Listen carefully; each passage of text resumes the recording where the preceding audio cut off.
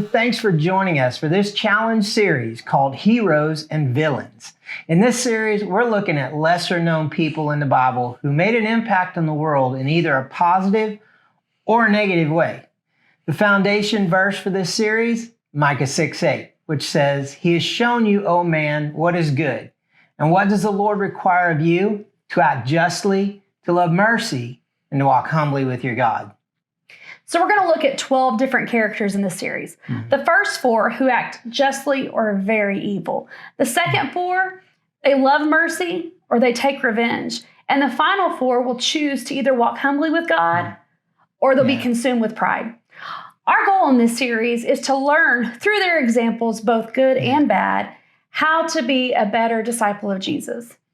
So if you're ready, let's dive in. Hey everyone, thanks for joining us again for another episode in the Heroes and Villains series. This week, we're going to jump into the New Testament to take a look at a villain by the name of Demetrius, who lived in the city of Ephesus in the year 55 AD. And we can find the story of Demetrius and his act of revenge in Acts 19 and 20. Demetrius was a businessman, a silversmith, who made his living by making and selling small statues of the goddess Artemis. Legend has it that Artemis was the illegitimate daughter of Zeus and the twin of Apollo. She was called the hunting god because of her extreme accuracy with a bow. She was known to possess powers of healing and disease, to control nature, and to help women with fertility. Pilgrims would come from all over Asia to worship Artemis at her temple in Ephesus, which was one of the 7 wonders of the world.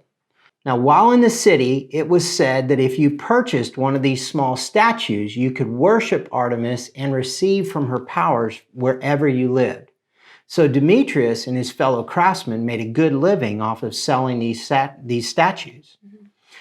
In about 53 AD, the Apostle Paul came to town, and after meeting some people, he decided to stay and to share the gospel in Ephesus. The Bible records that Paul had great success and that many people became believers in Jesus. These new converts abandoned their old beliefs and they turned away from worshiping Artemis and the other gods. So many people were turning away from Artemis to worship Jesus that began to affect Demetrius and his fellow businessmen, his craftsmen. Demetrius decided that enough was enough and he was going to do something about this problem. So he called a meeting with the silversmiths and the other related tradesmen, and this is what he said. He said, "Men, you know that we make our living from this business, and Paul has persuaded a lot of people in Ephesus and all of Asia, saying that gods made with hands are no gods at all. There is danger that our trade may be disregarded, and that the temple of the great goddess Artemis may be counted as nothing." This stirred the men up so much that it caused a huge riot, and they grabbed a couple of Paul's friends and they dragged them into the theater shouting, "Great is Artemis of the Ephesians." Chaos and confusion hit everyone in the city and no one knew what was going on. People tried to stand up and speak and tried to calm the crowd down, but they couldn't because the crowd kept shouting, "Great is Artemis of the Ephesians." Now, this riot went on for over 2 hours. When Paul heard what was going on, he wanted to go in and try to solve this whole thing, but everyone told him no because they were afraid for his life. Finally, the town clerk was able to get the people's attention. And he calmed them down by saying this. He said, "Men of Ephesus, who doesn't know that the city of Ephesians is the temple keeper of the great Artemis, and of the sacred stone that fell from the sky? Since these things cannot be denied, you ought to be quiet and do nothing rash." Now he went on to warn them, saying that they could get in trouble with Rome for starting a riot without cause. And at this point, the people calmed down and they went home. Demetrius wasn't successful in getting Paul killed that day, but Paul did decide to leave Ephesus because of it. So Demetrius, pretty bad dude. Yeah, and I think it's interesting that there's a lot of people who don't realize that Greek mythology didn't come like after the Bible, and it wasn't something separate. It was something that you see sometimes threaded through there, through people groups that were anti-God and anti the movement of Jesus, right? So, there was a couple things I thought about. I loved the fact that there's some similarities to what was happening there to what's happening here right now. That there was chaos, and you said no one knew what was going on because of confusion. And I thought, oh, well, that's today. That's what we're dealing with right now. No one knows what's going on because of mass confusion.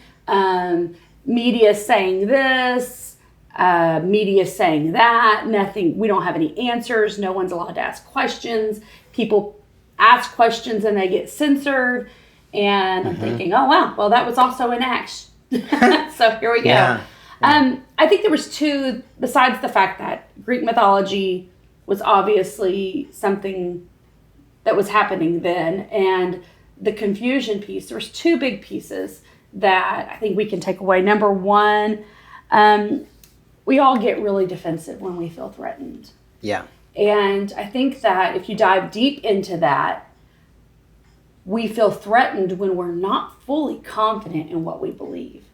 That is totally true. Because when you know with everything in you that what you believe is fact, when somebody challenges that, you don't get as defensive. Right. You don't get shaken. Right. If I make coffee and I put it in my cup and you tell me that it's not really coffee, it's tea, I'm just like, whatever. But if you make it and bring it to me and you tell me that's not really coffee, I don't know for sure, right? Yeah. So how many times, and you can say, well, how does that work with our walk with Christ? Because what we experience comes through the Word. Well, we see it played out in our life. We see the peace that comes with the Holy Spirit. We see how it changes our attitude, how it changes the way we sleep, the way we think, the way we live. Yeah. We can find peace in the midst of all this chaos when there was so much confusion and no one knew what was going on. When you have the Holy Spirit, you can find peace in the middle of that. So when you get defensive and you feel threatened, I think that's a great point to go, wait a minute. And do I really know what I believe here? Do I really know why I believe that? But you see that play out. That's been that way from the beginning of time, and it will continue on that way. That we get defensive when we feel threatened. Animals, people. I mean, it's just the way it works. Sure. And you see that in the chaotic moment that happened there in Acts 19 and 20. The second thing was we all have influence, and how we use it is really up to us. Right. We all have influence. And that's something that I think is the word influence, because of influencers on social media and in Hollywood. We wonder, well, do I really have influence? We do. Yeah. Everything we do impacts other people. If the people that you work with, the people that you go to school with, the people that you hang out with, when what you do impacts them. I mean, how often have we been in horrible moods and it changes the atmosphere in which we live? Or we walk in excited and other people get excited with us. Right. How are we using our influence? How are we taking what we know, what we live, and impacting other people? Now, to live your life in a way that it's like, I'm going to change the world, that's great in theory, but it starts with your community. Yeah. The people who do you impact? Who do you influence? Who are you around sitting across the table from? That's your people. That's your tribe. It's like, well, I want to go impact Nairobi. Awesome. How about your next door neighbor? How about the people that you're doing life with? I mean, I think how many times do we, even in like big corporations or in big churches or big schools, you're doing life technically with these people, but you're not, because they don't know everything about you. They don't know what you're facing. They don't know the things that you're struggling with, but your friends do. Your community does. How are you using your influence in that and then taking it outside of that? How are you taking it, and what are you doing with that influence? What are you doing to say, okay, as we sit here and we discuss this, what are we going to do with this? And how are you going to go impact other parts of your community that I don't have access to? Yeah. Right? Right. So I don't know. I think that to me stood out the most. I get the hustle. I get that Demetrius was like, man, this is our bread and butter here. Like, Paul needs to shut up. Right. But so this is not about let's attack Demetrius because he's hearing the gospel for the first time. Let's be honest. How many of us hear parts of the gospel and we don't like it because it challenges the things that we don't want to let go of. Right? Yeah. So this is not about, okay, let's talk about how bad Demetrius is. It's like, let's look at what Demetrius's response, how similar that is to ours. Mm-hmm. We get defensive when we're challenged. We have influence. What are we doing with that? Yeah. And I mean, for me, it was a great thought because sometimes having a bad day, we just feel like, well, I'm just having a bad day. You just have to deal with it. And we feel like it's other people's responsibility to deal with the things we don't want to deal with. And as followers of Jesus, we're responsible for our actions and reactions. We got to deal with our stuff first. Mm-hmm. It's not your problem if I'm having a bad day. That's mine. It's not your problem if I'm offended. That's mine. It's not your problem if I'm just doing everything halfway. That's my responsibility because I impact the community that I live in and I serve in and I walk in, just like you. Right. And it's those things that influence the people. Sometimes we think, influence, and we think that that's like us on purpose trying to influence or to change someone's mind. But in reality, we influence people by our bad attitude. We influence people by, just not dealing with something in our life, and then it spills over into other people. And it's like, you're depressed, or you're upset about this, or you're discouraged about this. And now I feel like that. Right. Well, I had a really good friend that died several years ago from cancer. And I remember when the first bout of cancer happened, and then she went into remission and she was good, and then it came back, and it came back with a vengeance. And there was a specific situation that happened where there was another friend of ours that was in need because of sickness and surgery, and so we were doing meals and stuff like that for them. She had every reason to say, count me out. She not only signed up once, she signed up twice.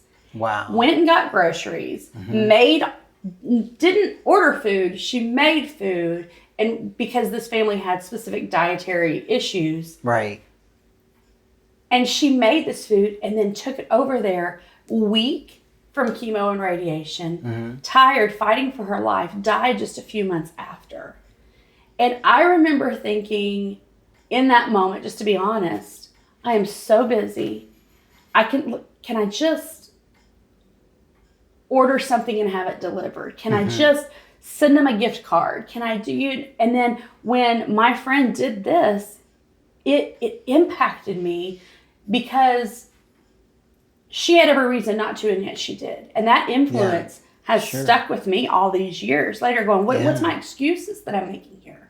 Like, why am I so quick to be like, it's not my responsibility, or, I don't have time to do that. So to me, that very much parallels. So on our challenge this week, like, what are you thinking? I think it's really that. It's about our influence. And the challenge is what are you doing with your influence? What kind of an impact are you making on the people around you? And so it's kind of check yourself kind of moment to say, this week, use my influence in a positive way. Right. So, I love that. And I think that there's something that we have to all note, that we don't always see the fruit of our influence. There are things we do when we do what's right. We do what's right because it's right.